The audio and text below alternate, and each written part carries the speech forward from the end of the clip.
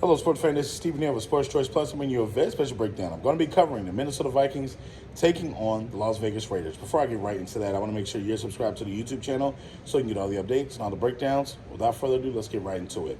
Looking at this matchup here, you're looking at Justin Jefferson possibly making his much needed return to the Minnesota Vikings lineup, and that's going to add some instant pop to that offense for the Vikings. You look at the Raiders, they're just trying to get on track and stay on track. Ever since the firing of Josh McDaniels, they've been up and down, but they have been playing better and giving better effort each and every week.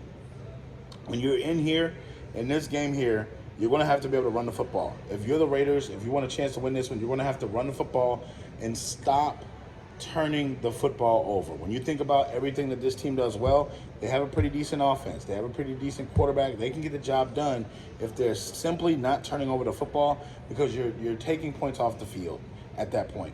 Devontae Adams should be your target guy that you want to get to at least 7 to 10 targets/receptions.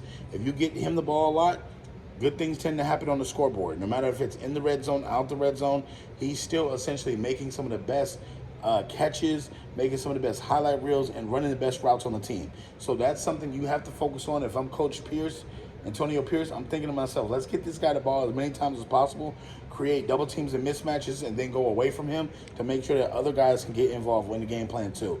When you're thinking about everything that Minnesota does well, they've been scrapyard offensing where they go to anybody that can essentially help them out at this point.